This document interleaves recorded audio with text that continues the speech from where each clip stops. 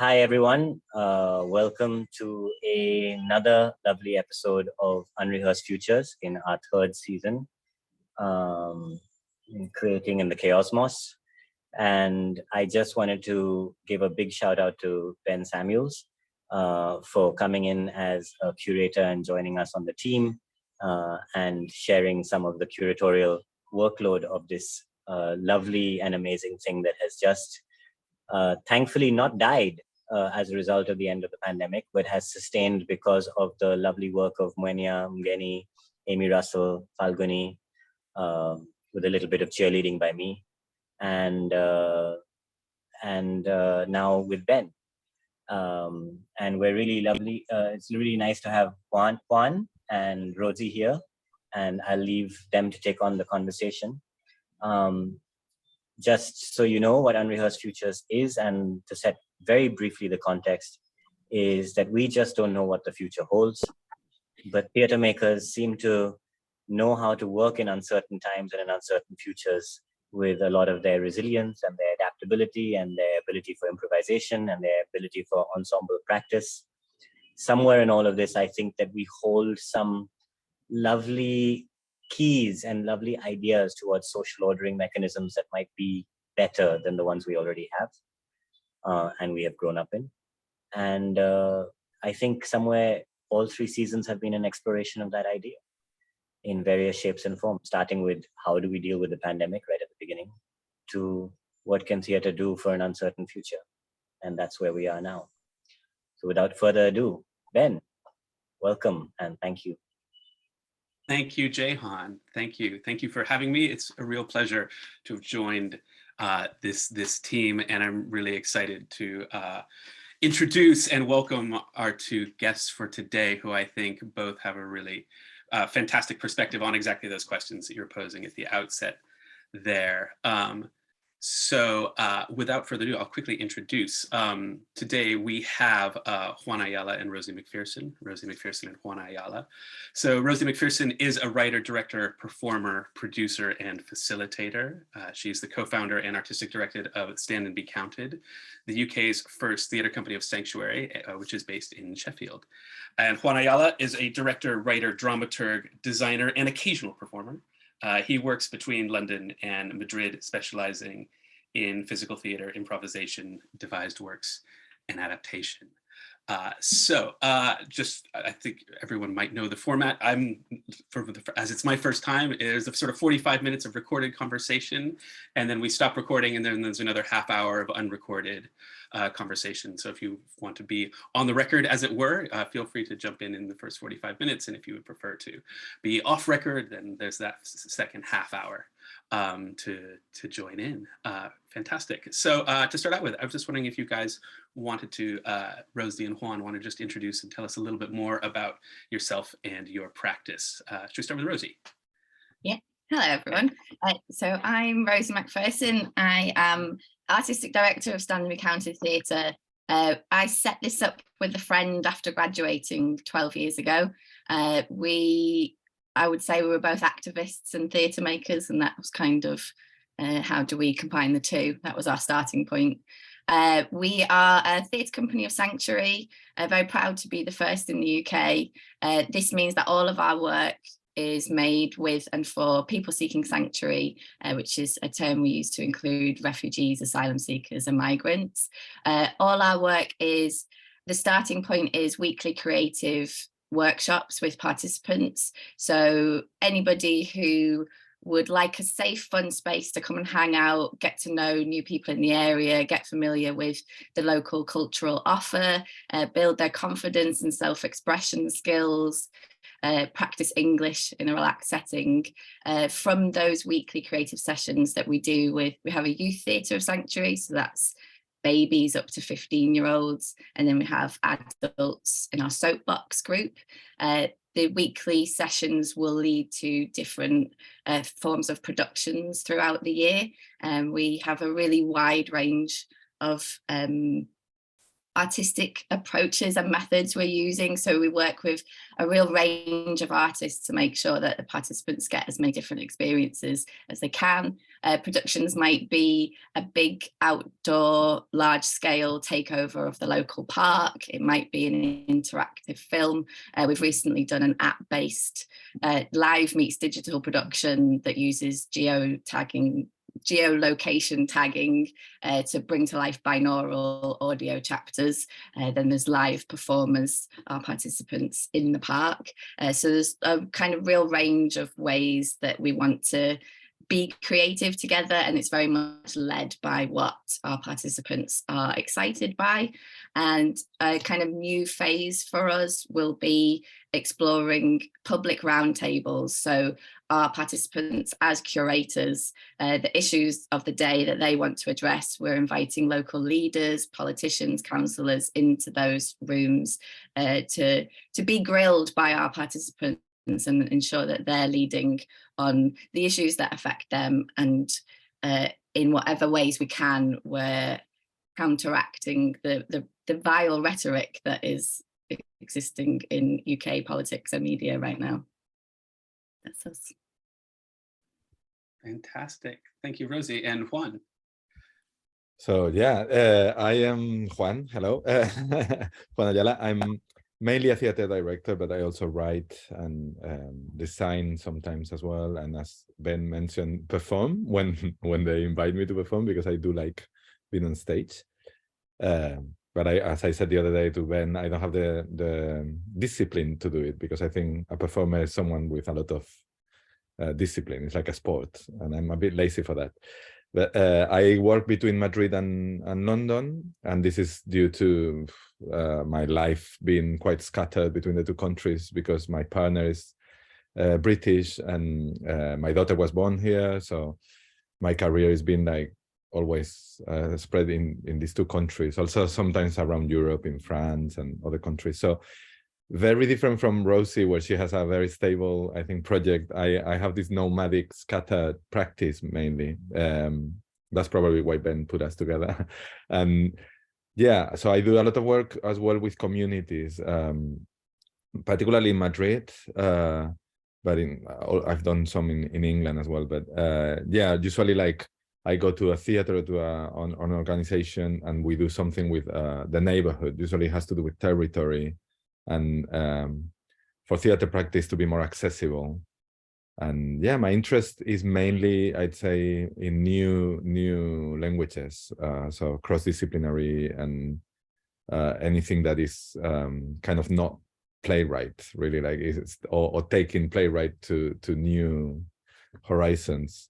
So yeah, and I'm doing a project between England and Spain, funnily enough, that I managed to have a leg in Madrid and a leg in Bristol. And it's to do with that. It's to do with international collaboration, but also bringing new languages and almost like performance into it, performance art, like unscripted bits of work. And yeah, that's mainly my presentation. Fantastic. Thank you, Juan.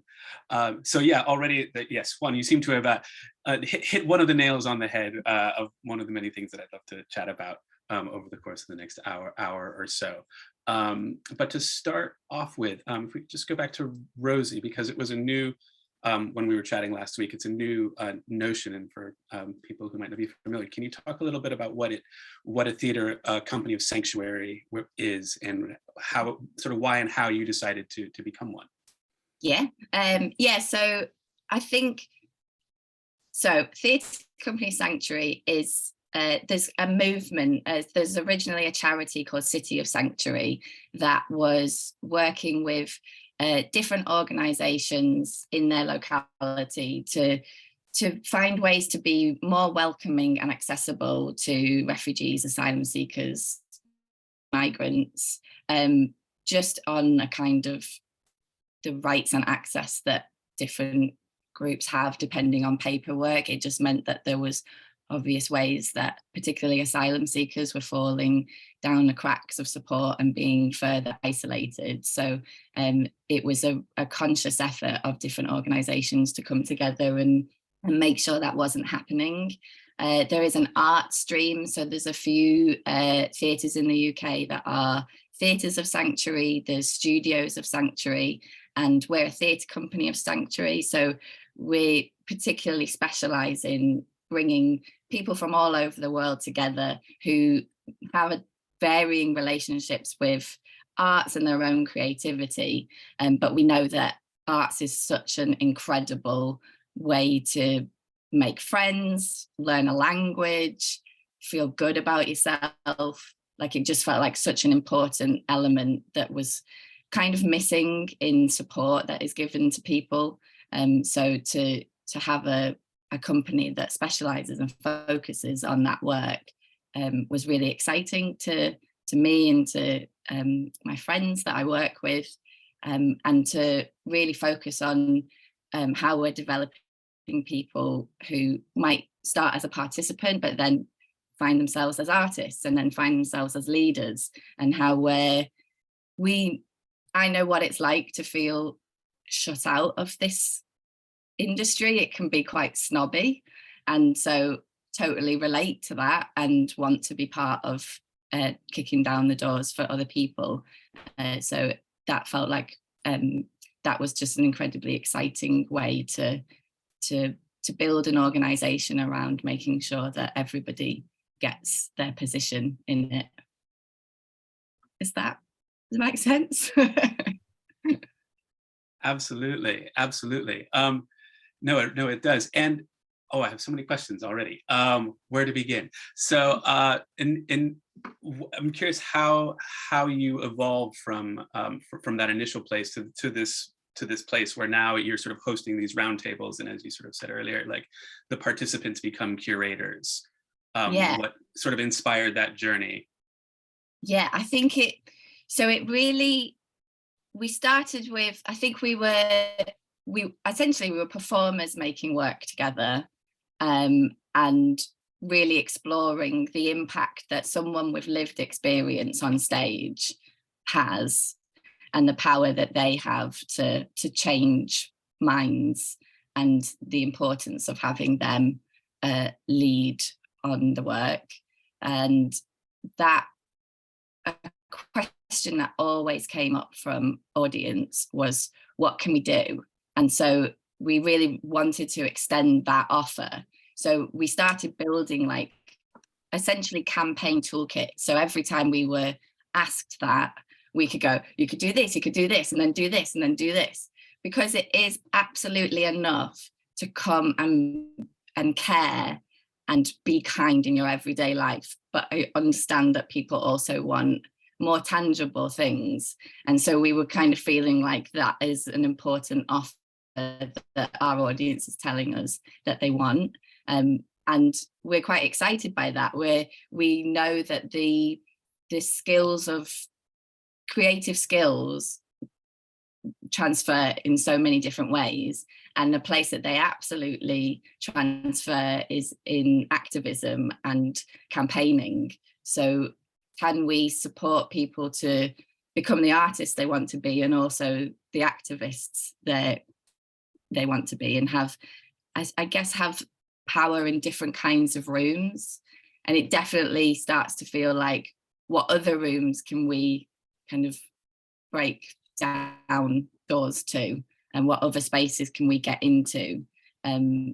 Because as well, there's so much talking about people seeking sanctuary, and it's really damaging. So we really need to make sure that those people speak about them. They're the experts, so everyone else shut up and listen. That's the angle. Amazing, fantastic. Thank you. That also makes a lot of sense. I'm just thinking about, so when we were talking, we had a little chat earlier in the week, or last week, and when we were listening to sort of you talk about your work, Rosie, one of the things that sort of came up was sort of an extension of idea, and I think you spoke about it earlier, of like, initially wanting to bring people together, meet friends, have conversations, and that this being sort of the stuff of everyday life, as that then gets contained within this kind of this sort of creative framework, and that kind of provoked Juan. You sort of mentioned this idea of a similar thing working on one of your projects, of we tend to think of theater as something that's that's sort of in the old Bread and Puppet Manifesto, art, art is the cheap art manifesto. It's art is free. You can't eat it, but it feeds you. We tend to think about sort of the art as this thing that's not essential. That's a privilege as opposed to a necessity. And Juan, you'd mentioned like the project you were working on kind of brought that into focus. I was wondering if you could talk a little bit about what that was and how that happened. So the project is inviting a conversation between two people that cannot meet physically in the space in the theater where we work in. So we've been reaching out to different countries and people who have situations where let's say the traveling possibilities are decimated, by mainly by the system of borders and privileges around passports. And so the project is mainly challenging freedom of movement, or the lack of freedom of movement, and kind of claiming freedom of movement as a basic human right. But so starting with that, we've been just the idea was to work with a network of artists from different countries, and that they are all in the situation that they cannot travel, but also they are makers, theater makers, so they could collaborate with us, very much in the idea that that they would tell us what kind of theater we can make as well, or what kind of show can come out of it. And what's appeared a lot in the conversations is people in situations that are quite extreme in terms of fragile, in terms of violence or war, or strong censorship, or just collapse of the country, like in Lebanon right now the conditions are really hard, or in Central America we've been working with these two artists in Nicaragua and El Salvador, where countries are now, both countries are kind of slipping into dictatorship, and there's a lot of censorship. People are put in jail for making a play, that kind of thing. So, and yet they want to do theater, they want to keep doing theater, and it's this idea that for them art is like a lifeline. It's not a thing to do. It's not it's not a choice. It's almost a poison, an obligation. It's a lifeline in terms of like it's a place where they can really thrive and imagine another world and heal. So yeah, that's appeared, and it was very inspiring, and also very reflecting on why do I or we do theater, and also like seeing that maybe we haven't choose to do theater either, that we are doing it in much easier conditions, but yet we're still choosing to do it, not choosing, like we are kind of forced to do it because it fits us, and is the way we can breathe. We breathe through it. But also, like when you were talking just now about it fits you, it's like this idea that culture, belonging, or culture, participating politically, being part of a culture is for me is like you're always creating. Culture is always a creation. Yeah, it's always in transformation.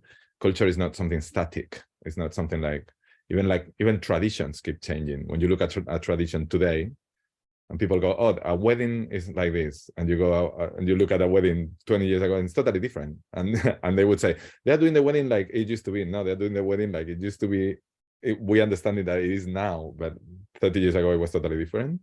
So even ideas of like that, costumes or cultural habits, that they are kind of stationary. That's not true. Culture is a constant change, and it's a constant creation. So So if we want to have a culture that we can all belong to, or we can all, you know, have ownership, you need those voices to create that culture, to be creating that culture that is, otherwise they're going to create it for you, right? So because there's a constant creation of that. So yeah, that's I was thinking about that for what Rosie said. I'm gonna use, because speaking of people who make things for us as opposed to what we make ourselves and how we can build culture from the ground up. You both you work with technology in interesting and you know, potentially subversive ways, and in terms of when we think about like those tech giants. And you're sort of, you know, what you're using with it, what you're doing with their tools. And I just wondered if you could talk a little bit about how you've incorporated different pieces of technology into your work, and also where those choices arose from.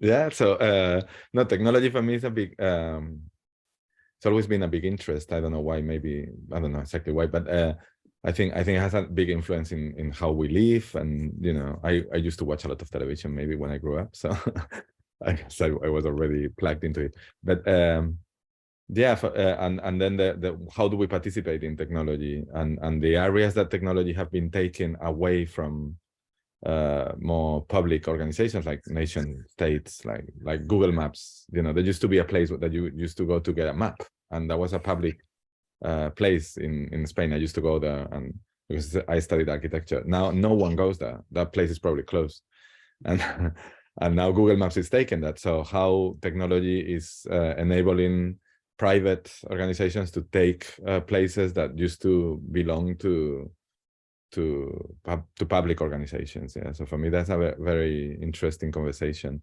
And so I've been playing a lot with how to use these platforms, but to subvert them, how to use them for something that they are not so of, which backfires, because then they love it, and then you kind of extend their use. Yeah, but it's a bit of a difficult conversation, how to use Zoom without helping them to make it better, but to disrupt it, and they love disruption. These things, yeah. And also for me, there is a huge conversation that's happening that has to do with presence and absence, or physical presence and connection. Like this is a great example of it. That we are all sharing these ideas, but at the end of the day, we cannot smell each other, we cannot sweat together. And I think a big part of social connection has to do with things that are not only visual or verbal, but there is a lot of chemistry that we are losing. And so I'm very interested in that kind of jump, how virtual life is affecting physical life. You know, like a conversation in Twitter is affecting the political debate. All of this, how we're mediated by machines more and more, and how we can bring this to the theater, challenge that, because theater is the opposite. There is no mediation, there is no technological mediation. It's bodies in a space, and then there is lights, and then there is text, and then but you know, you have the base, which is people in a room, and then all of these things that we are doing that are not in a room. So I'm interested in those two, in that contrast, really. And can you just talk a little bit, because you mentioned a little bit about the mechanic that's in the piece that you're developing now. How is that sort of manifesting itself in that piece? So we are using, we're using just a Zoom call and an embodiment of it on stage. So it would be like these actors are participating online, and two actors are translating and embodying them. And it's very simple things like, how would you greet each other? And they cannot greet each other, but these two actors can greet each other for them. So there is that. We're very simply doing that. Technically, also, like, it shows lots of hierarchies. Like for me, we started like, Zoom conversation, and then you're working with someone from Palestine, and then that person, to connect to the call, he needs his own data, and data in Palestine is very expensive. and we're assuming that he has a Wi-Fi. So all these ways that we have access to technology, and how technology in itself is built on the legacy of colonialism, and therefore, you know, is reproducing those structures. But we think technology is like this kind of neutral, you know, like this neutral construction, but actually the thick cables, they go through the big cities, in, you know, the old colonial ports are actually the places where the connection is stronger, cheaper access. So it shows all this history as well, that just by working, trying to reach these different countries. And so those issues arise, and we talked about them, or we are going to address them. But then the budget, you know, when like, we actually need to give them money to connect, you know, while it's just all these assumptions that technology, you know, make invisible almost, that then when you start digging, they appear. Thank you. And Rosie. Yeah, I think it was very much a kind of discovery in the pandemic for us, being forced to go online and figure it out from there. What we realized was that our participants were way more comfortable in the digital world. So they immediately asked us to run workshops via WhatsApp video, and they were way more excited about computer games and films and their phone. And this is a place that they feel safe and familiar with. So it almost became this, we can get you excited by theatre if we meet you on your terms, which is absolutely, theatre needs to go to people. So that felt really exciting, that we were exploring. So essentially our participants pitch things that they like to do. So for example, two Syrian brothers who were really into gaming wanted to do like a kind of choose your own adventure of what it's like for them in Sheffield. So it was kind of navigate the hostile environment and put the audience in their shoes. And it was a really effective campaign tool. And it was really exciting to together learn how to do it. And I think we're always exploring dismantling that hierarchy. Like, we'll hold it, but we're not like your boss, we're not your teacher, we're not that.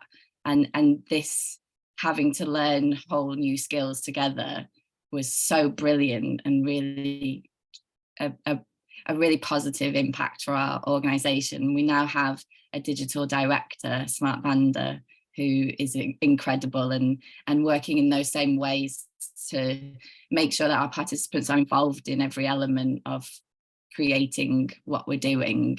So like when we did Secret Summer, which was the app that comes to life in the park, the children are creating the characters and the storyline with the writer, but they're also looking at the code and the app illustration and building that stuff, so that they end up with all the skills to go and do this career.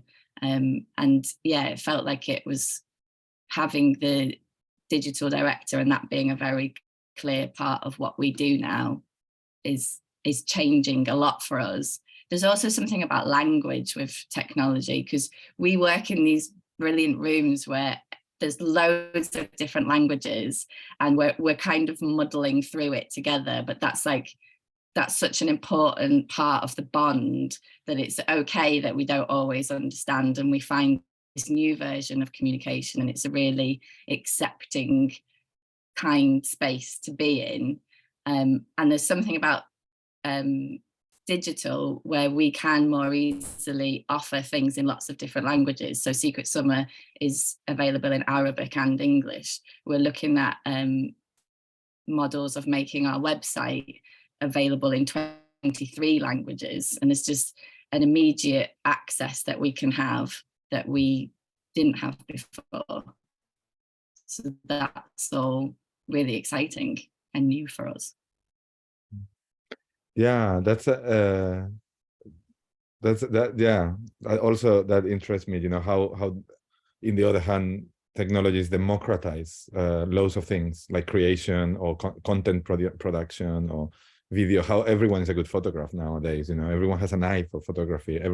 All these skills that come with technology. So yeah, that's totally why I'm doing it as well. That's very in a positive note. But you're absolutely right. Like that, we support participants with Wi-Fi and data packages and all of that stuff. And we're always trying to figure out like how can we just help you with other aspects of your life. So like the budgets we had for get the bus into town to come to our workshop, and then you can go and do all the other things. Sometimes people join because they're like, oh, I can get into town and then I'll sort my life out and I'll do this little workshop with these little artists and then go live my life. And then they're like, oh, actually, this is good fun. Let's do more of this. But the same with like, how can we use our organization to support people in other parts of their life? And you're right, digital poverty is huge barrier, compounding already difficult circumstances. Nice. Yeah, no, you both had sort of spoken a little bit about hierarchies as well, and hierarchies in terms of the digital work, but I was wondering if you could talk a little bit more about like how you navigate those sort of implicit hierarchies, especially in terms of doing either working in this international way that you're speaking about, Juan, or Rosie, in the sort of more grounded community sense, to sort of navigating the implicit hierarchies of power that unfold in those contexts. Yeah, I think what we started noticing working with the communities we work, there was almost like, we described it as a culture of gratefulness, because they're treated so badly. There's so little support that anyone being nice was like, they're just really grateful. And so they don't challenge us, and they're having their personhood stripped from them. So it felt really crucial that the people we work with lead, what you are interested in is what is important here. And none of us can do this without the other people in the room. So we'll organize it, we'll bring us together, but we really wanted to look at how we make sure that what each individual brings into the room is the most important thing, and why they're there, and why this, whatever it is we're creating, couldn't be without you specifically having come to this room today. And really looking at how that atmosphere can support people in their kind of wider lives, to hold us all to account a bit better as well, and know that they have as much right as anyone to be here and do whatever they want and live their lives how they want to. So I feel like that was a huge navigation for us. Our company as well kind of exists in this like flat structure. We're all paid the same. There's no kind of boss. And we all come from, some of us are from a theatre background, some of us digital background, some of us refugee background, but we're all what makes it work. So just kind of threaded through everything we do. Whoever's in that room is what makes it count. So we're always just exploring how you actually make sure that's genuine, and not just like, oh, we're all the same, but like, really, how are we all the same? How do we make that happen? Yeah, I think Rosie has more experience than me on this, totally. But it made me think of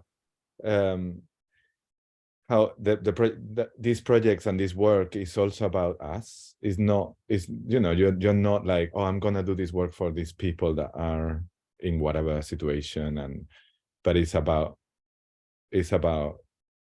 yourself and the audience as well. Like a lot of the things that Rosie was saying, made me think of how shows that I've worked on actually the biggest impact is being in the audience, and not, of course there is a process of people sharing stories or learning a skill that they didn't learn or finding other people, but then who is really transformed is the ones that were more ignorant to those situations. So me, to start with, if I learn about a story or a situation that I didn't know, then I am the biggest transform, really, and the audience, and the people who get to see this. So in a way, that's a hierarchy as well, to approach it from, for who is this work. It's also for me, you know what I mean? I'm not here providing a space, but I'm here to learn, and I'm here to transform myself as well. To creating those spaces of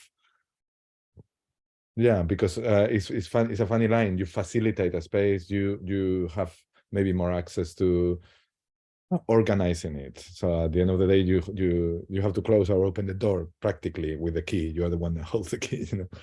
So how can you challenge those hierarchies and not feel that because you have the key, you own the space? This is you are providing a space for people. You are creating the spaces for that. This is not. Is mainly you are doing it for yourself, and you are the one that's going to be transformed by this whole thing and access these realities that you might not be in contact with.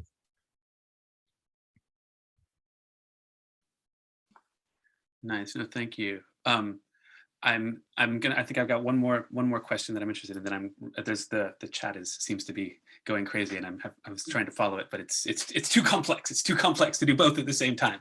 So so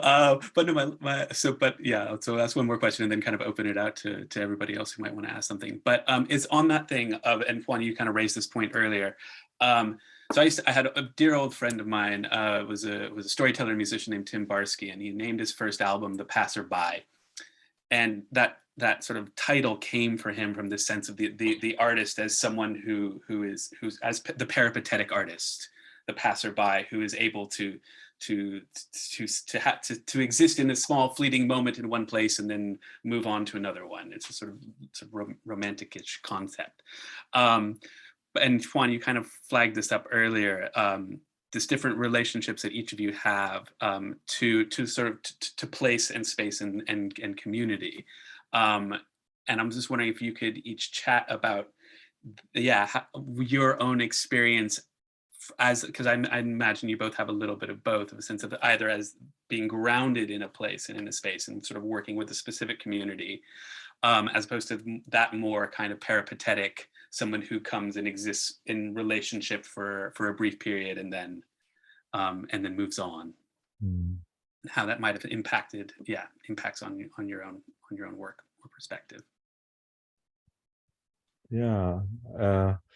I'm very, I have this nomadic life since like many years ago. I don't know, I've been changing cities and countries. So I don't know, roots are a funny thing, and belonging, but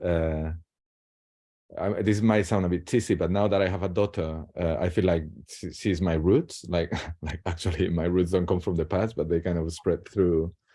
They're like roots forward, weirdly.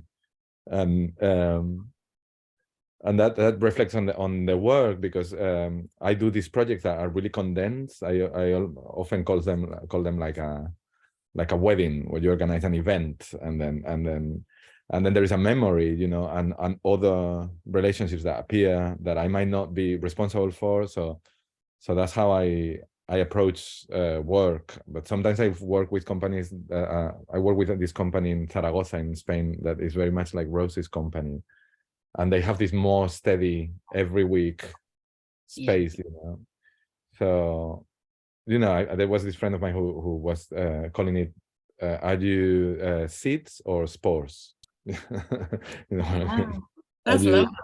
And they both are needed, these spores that fly in the air and pollinize like that, or you seeding, and those two things are symbiotic organism in a way, So I guess I'm more of a spore than a seed. I think we started as spores, and then became seeds, because we kind of, through the learning of doing what we were doing, we would, and it kind of put upon us by funding, but we were very much doing projects for a period of time. And, you know, you're working with communities, you're building almost this family, and it is a lifeline for people, and it is a new home, and it is a new important thing in their lives. And then when the project ends, because we work in lots of different places, we weren't there anymore. And so we were working really hard to try to continue it whilst not continuing it. And it was really difficult. And it sometimes felt like there's a question of ethics now in what we're doing, because once we leave, are we parachuting in, doing something and then going, and the loss of it not being there is almost, maybe we shouldn't have done it at all. I'm not saying that that's what we decided was true, but that was kind of what pushed us to work towards a model that was long-term, weekly, throughout the year workshops that have a kind of, our communities are also spores, so they'll come in and join us for a time, and then they'll go off and do something else. And but having that kind of baseline felt quite important, an offer from us, and to like really be part of developing people long term is really exciting. So like, you've done this now, what do you want to do next, and what can we all figure out together next? And that's teaching, I think, me as a facilitator and an artist, new things about that kind of long-term relationship with our communities. But yeah, so I love the spore and the seed thing. I'm probably going to steal it. It's not mine. Mushrooms and trees. Mushrooms and trees. Not as good then. Yeah. Okay. Oh, fantastic. Are there any questions that from anyone who's out there? Feel free to just jump on in, unmute, and ask away.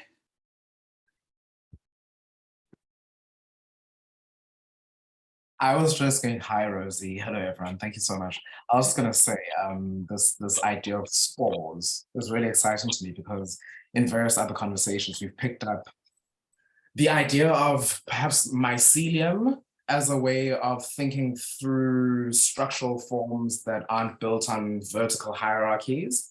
Right, it's the idea that the mycelium kind of, mushroom will burst up through the soil at some point, but it's connected through this distributed kind of decentralized network that makes it possible for these things to happen every now and then. They're connected, right? But it's not in a kind of vertical stacking of power, of agency, and all those things, but it really is recognizing that it could move in any direction at any time, right?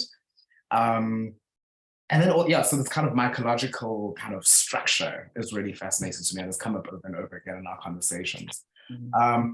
And I wonder if that helps us think a little about the challenge that you spoke about at the very end, which is the sense that there's an ethical conundrum about introducing an intervention, knowing that it's not, long-term necessarily, but that at some point you'll pull out and we get to go off and run to our next thing while these people have to deal with the absence of this thing that you've now offered. But I wonder if the mycological structure might be a way of thinking about sustained connection, even though it's not the mushroom above the ground, right, where we gather and meet, but that something is always happening. Something is always kind of, there's a connective tissue that remains. And that perhaps what the spores, or the idea of spores allows us to think of, is the possibility for something new to flourish, even in the absence of the initiating kind of party, right? You disappear, but we've left enough resources, room, ways of working that perhaps, I hate using the word empower because it's so fucking fuzzy and fluffy, but that nevertheless confer upon people the kinds of resources that allow them to work in your absence, if you will. Yeah, yeah, there's been lots of exploring of what it means when, because the project ends, but the connection should never.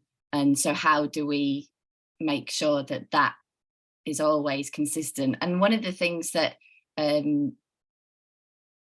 that we feel is in some way supporting us with that is, so we have a community director who is, participant care is kind of the lead point of his role.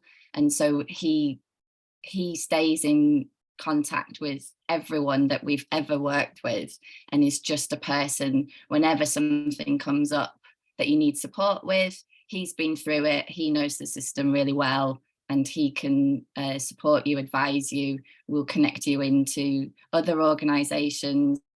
So like getting a really good grasp of, say we're working in Coventry, we understand the cultural landscape there, we understand what support services are in that area. So when it's not us, we've hopefully, something we really tried to do was bring in other artists from other organizations or other independent artists who might be interested in this kind of work too. So we've almost got like an embedded training set up happening in collaboration with other artists, that when we're not there, our group could go to them, or it could go to that theatre, and they should absolutely be stepping up and having these kind of sessions too. So there's a kind of approach to like stepping outside of us, like we're know that we're like a little cog in the full thing, and how do we have like a movement and a network of lots of us doing this and supporting each other. I love this idea of a community director who's kind of, I guess, life in that space continue, even though the kind of organization, if you will, has moved on.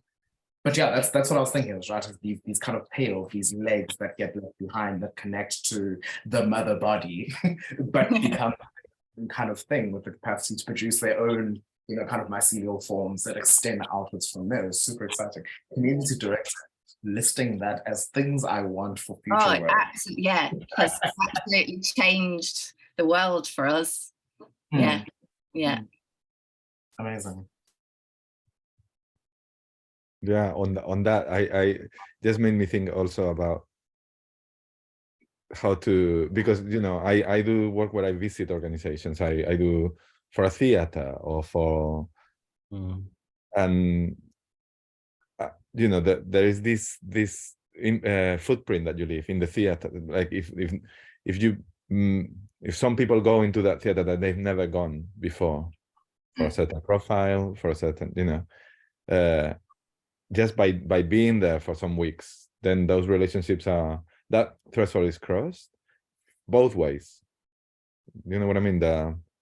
Like we did very particular project with migrants from kind of sub-Saharan, it's called sub-Saharan Africa, so Senegal, Gambia, which in Spain there is a lot of migration, and you know all these issues around hierarchy, all of that happened, but and also things around their legal status and how to pay them. We were all paid the same. It was, but we couldn't pay them because, so we had to pay them on like, well, so we found strategies, and we had all those issues with the theater that was hiring it, and but you know, one of the main things was there was this security guard in the door that the first day that we were rehearsing, he was like totally following us, like totally following us. Like, it was ridiculous. And then these guys needed to use the toilet, and they were like, can you go with them to the toilet? And I was like, no, I'm not gonna go with them to the toilet. You know, what are you talking about? And by the end of this process, this security guard was like saying hello to them, like, hey, you know, like, you know, it was like a total transformation in a week, really, or in, you know, in 10 days of his attitude towards. So that work, that's also how to, you know, how you transform the institutions or the organizations that you're visiting, you know, also, and that's something that kind of, I think, remains. So, you know, not in terms, maybe not in terms of the community you've been working with, but the community you've visited, and how you have a mark almost for that's like it's left there. Yeah, that welcoming atmosphere. We always use the word welcome in opposition to hostile environment. And yeah, that's it, isn't it? You change what it feels like to be in that space, and you make that space a place that people would want to be in and be treated properly. Yeah, that, and that will last. Yeah, and digital, another thing that I thought I found that you can change as well is kind of the digital footprint of things. We did this project in a park in the sunrise. It was sunrise. It was at 7 a.m. with like it was for Chinese New Year in Madrid. And this park, if you Googled it, it was known because of killing and very unsafe place. But that was the digital footprint. That was because there was a couple of incidents that went really crazy viral in news. So if you were to Google Prado Longo, it was like, oh, and everyone was like, are you doing it there? Why are you doing it there? But you actually visited the park, it was quite fine. And now when you Google it, one of the first news that appear is the show that we did. So you can change, you can change this digital. You rehabilitated it. Yeah, well, but it was something that score on Google. That's great. Amazing. We didn't know. We didn't know it's consequences that happens that you are not aware of. You know what I mean? And then you go, huh? This is another impact that this is having. All this. Yeah. I had no, go Jayan. Sorry. No, if you have a follow-on, then I'm doing the thing where I just start talking at people and I'm going to receive quickly at that. I love the idea. I mean, I love the thing about the responsibility about the parachute syndrome. Funding situations not allowing us to have a long-term view of our interventions. These are problems. I mean, I just came off a meeting this morning where an organization that I advise for tries to work with children from 6th grade all the way to their first job. Amazing. No, but I mean, it's equal, like nobody wants to fund quite long term. They don't understand it. They can't see the impact. So the ecosystem doesn't support it, but they still manage somehow. But in these places where there are only so many theater practitioners working in social spaces, I like to call you guys social engineers, because I think that that's what you're doing. You're doing social engineering of a kind. Is there a way that I mean, I can see the beginnings of it, the community director, how fast or what is the minimum amount of time you feel you need to empower a community enough that they have all the tools that you used, or they have a certain set of tools that you created and gave them, that they can continue the practice without you around? And also coming back to that hierarchy question of, there is an inherent sort of hierarchy in there. Have you ever had an experience where your group of stakeholders have told you to sit down and shut up and we've got this and we're going to make what we want to make? And what's that felt like for you? Rather than coming in and being the experts in the room. We've definitely had, in terms of stakeholders, at the moment, we're currently trying to redevelop evaluation models in a sanctuary specific model. Because what will happen a lot with us is that like a big venue wants to work with us, and then they want us to shove a load of forms and with boxes on them for our participants to complete so they can say that they engaged with people. And forms are incredibly triggering for people, and just we're not doing it. And a lot of the time, as a small independent organization, we don't necessarily have the power in that space to say no. So we've had to really stop working with organizations because they're kind of destroying what we're doing. Like, we've literally seen all this beautiful work and this beautiful collaboration and confidence building ruined by a form at the end. So that's been quite hard, because sometimes you just need to say yes to something to keep all the plates spinning and keep it going. But actually, that was a really important moment for us, and go, no, we have to say no, and we'll work with someone else. And as we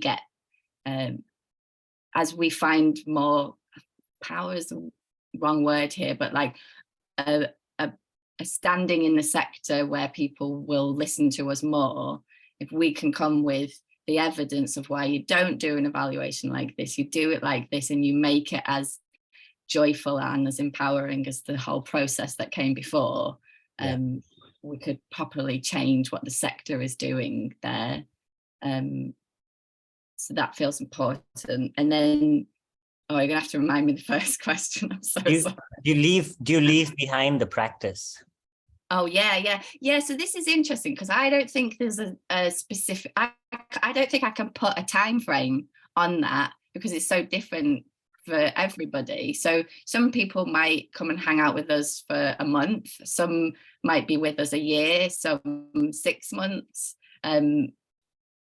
I think the longest process we've had so far is 18 months, and we hope to just keep that indefinitely going. But it really depends what people came in wanting and needing from us, and when they feel that they're good, because they might not necessarily want to go off and do what we do, but now they feel more confident in their English class, or now they feel more excited to go and hang out at that theatre now, or whatever it was for them. I don't know, there's not a specific time frame, which is interesting when we spend so long navigating how do we go from short term to long term, but actually sometimes it was in a day. But I think I'm asking further, like, have you thought of any way to empower that group of stakeholders that you're working with in any particular place to continue convening again and holding that space again for each other? So instead of coming because Rosie showed up and there was a free bus or whatever it is, though I'm sure that those are very real problems, but is there a way that they say, we will continue to convene, we will continue to do this practice for ourselves, we will potentially bring other people who hadn't come to this? Do you know what I mean? It's like trying to get the thing that you're doing to progress. You're almost trying to build like a friendship group that wants to spend time with each other anyway. And in some ways that works. I think it most successfully works with young adults who are like, right, let's go and hang out after the session, and they kind of build their own social lives around whatever creative things we're doing.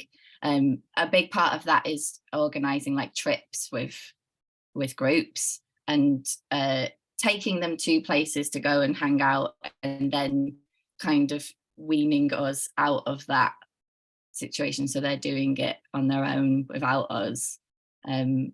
So we're always part of it and always connected, but yeah, it doesn't feel like it's about me being in the room or Firaz, our community director, being in the room. I think there's the issue of who's paid for the space that you all hang out in and who's set up that bit. So we need to make sure we have a partner that is invested long term after our project, those kinds of things, because we absolutely do get to a place where people want to keep this going and they want to tell their friend, and they met this person at college who'd be interested in this, and it will keep evolving. But there's the very basic framework that we need to make sure is set up for them to continue, and that there is like budgets for the bus so that they can still come, and things like that we're still navigating.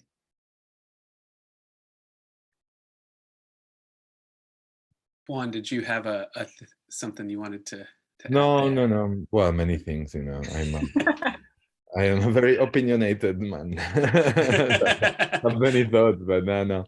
Also, like Rosie was mentioning all these things, and they feel like what's.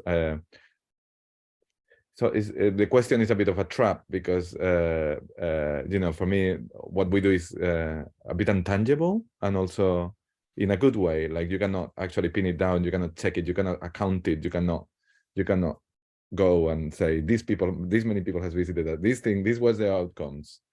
And that's a very technological approach to things and very bureaucratic. That's what worries me about technology, bringing it to that conversation as well, how these mediums are actually making us having to make things in boxes and kind of be able to measure it on data or but actually Rosie is talking about these other consequences that are not tangible almost, or are tangible but not, you cannot put them down. And so when Jihan is asking about if someone is taking that toolbox and kind of, well, what is a toolbox in what Rose is doing and how that spreads,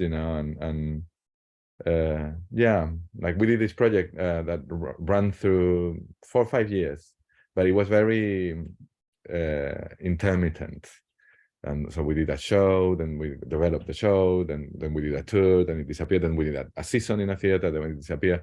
And every time we were working with these 12 men, and every time we bring the 12 men together, it was more like 17, but 12 on stage always, or sometimes 14, because they had these very, as well, scattered lives for the situation. Sometimes they weren't in the city, sometimes they couldn't be there. And you could see the impact of this project in many situations, in many other, and one of them started a theater group as well, but not with our tools. I don't know. I actually didn't visit it, but so that's a very kind of box outcome. Look, a theater group started by one of the participants, but actually some other impacts were much bigger in terms of like feeling like they belong to this country.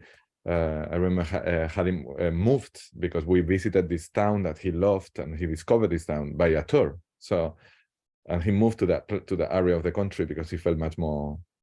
So there are all these consequences that are happening that you're not in control of, and that are not translatable in toolboxes, but it's almost like I'm not even aware of what tools I'm using here. Like you're just providing this space for possible and unknown challenges and consequences. Like a lot of what we did was, or I do, is invite people that are not actually related to kind of work that will have a social impact. So I like calling people that have nothing to do with that, and they're like theater makers. And then you put them in this context and they go out like, oh, what was that? and that's another transformation in the other way, like you bring it out of the circle of people that are actually kind of more. So instead of inviting Rosie, who knows loads and would be probably better for me, I invite someone that is, this kind of guy that directs operas. And he came and he said, oh, this is a very interesting project, isn't it? It's really weird what you're doing here. and it's really nice to have someone like that, and then going out. Also to create these encounters that are less expected or less possible, to it just made me think about all of the stuff that you cannot write down on a paper, like the form, all this stuff that you were saying, how we sometimes fall for these structures as well. And I feel like what we do is really opening, or that's what I like to do, is opening a space for, I don't know, for the unknown. Like this is a space for the unknown. The consequences are unknown. What we're doing is unknown, and and that's what's exciting, And trying to write it down for organizations, for applications, for getting money. That's really annoying. Is that thing you were talking about, the form, yeah? And with a form, you can kill everything suddenly because you are trying to make it known, and then you kind of kill it. I think I get that, and I'm glad you're opinionated and have the opinion. There is the whole intangible side of everything. I don't think I'm looking for, a toolbox was delivered, check a box. Though it does help, because then when I go off and do fundraising for my organization, I can translate you to those guys with the money, and I have the tools to translate, knowing full well that actually what I'm going for is the intangible that you speak of. Every single example is what happens. I think the question I'm asking is, how do we, because the thing that happens in the room, that thing that is there and happening because of your presence or Rosie's presence or any other theater maker who's working with communities, there's a notion of expertise. There's a notion of, we've done this, we have the experience, this is with us. this is our toolbox, which we can't even tell you what's in it because we have such a organic feel around it. And I get that. I love it. It's fine. I'm saying once we're done with the intervention, yes, the fact that they've been transformed or everybody's had a moment because of something that we engineered as people with knowledge. Like I look at theater not as the art form that we put on stage. I look at it as a knowledge system, and you have the knowledge system. Rosie has a knowledge system. We all have the knowledge system. What I'm trying to figure out is how do we do it so that I just want to get these transformative things that we do, tangible, intangible, spreading massively. I want the world to be filled with mushrooms and banyan trees, and I want it to be like, scattered to the wind and hugely, like lots and lots of spores, and the spores beget spores, and the spores beget spores. And we all have to go to drama school and do this whole thing and then come out and do it, because that's going to take a long, long time. Or is there a way that we get it to be as viral as, I'm going to say this, an Instagram, TikTok reel? Do we get it to be where like a bloody, I say this to just be deliberately the other extreme, but like a challenge, like somebody does a challenge and everyone else does the challenge. And that's just the most basic example, but how can we take these things that we know, a game like, not really a good idea, but I don't know, something that gets us to focus together, something that gets us to listen in the circle, something that gets us to concentrate together, something that gets us to do a small group task together. Now, when I say these things, Juan has 6 ideas of what he would do for those objectives. Rosie has her own 3 exercises. Ngeni has his own 8 exercises. All of these things achieve the same thing. But when we leave the room, those guys, can they go off and do this for themselves and do it to other people? So that's what I'm looking for. I'm looking for that. I'm looking for the virality of what we do, because otherwise we keep it within our well and we keep it within our ecosystem, and we know what we know, which we don't really know because it can't be said, because I feel it like that. And I'm not looking to say, okay, this is now this and this is now that, because that's also suicide. The second you name it, it dies. I get that. But now where's the space in between this? Because if we don't crack that space, we cannot perpetuate this stuff and give ownership of it to the world at large. And I think that's what I'm going for. Sorry, rant over. It's like supporting people to feel the way, to know how you made them feel. How do they spread that for other people? That's like the main thing. Like, a thing we do is when some people turn up at different times, so everybody cheers when someone arrives, and then you just feel like a legend for the rest of the day. And that's going to have a huge impact on all the things that you do that day, because you're at the moment of being a legend. So it's like, how do you support people to see that tiny little thing that made you feel something? You can give that, you can spread that. That's all we're doing. We're not that clever. Can I just jump in? Sorry, hi everybody. Hello. Sorry, I'm going to watch this later because I was in meetings and I'm still preparing a class right now. But I just wanted to jump in on your question, Jehan. And yeah, Rosie, I think you're absolutely right, is how whatever the work we do, the practice we do, spreads out in the community. I think community here is a key word, not only the community of practitioners, but also the community of people who are experiencing our work. And I think the more we tap into something that is inherently recognized as human, and the challenges humans go through, or then the more it spreads and becomes viral. And I'm going to give an example of this, of a work I worked recently with Sarah and Ben in Rebel Rabble, which within a very small context, I feel is a mini viral that you had in Norwich, you know. But you didn't really spread the word about Rebel Rabble, which is a site-specific performance in the woods, which really spoke with audio, 3D audio, and I think that piece really spoke to the community, and you created this brilliant relationship between participants, creatives, and audience. And when you blur that, it becomes an experience for everybody. I think that's when you're really successful. This is what I realized, you know, by working in Rebel Rabble, and that somehow spreads, and it's bigger than just us in our little practice and us with our group of actors rehearsing something. So there really is something about this encounter with the audience and how we make them, and when we blur who is the audience, maybe, because then we make somehow them part of a process, and it's bigger than our practice, and that when it becomes worth it, I think, and it sits in a bigger context.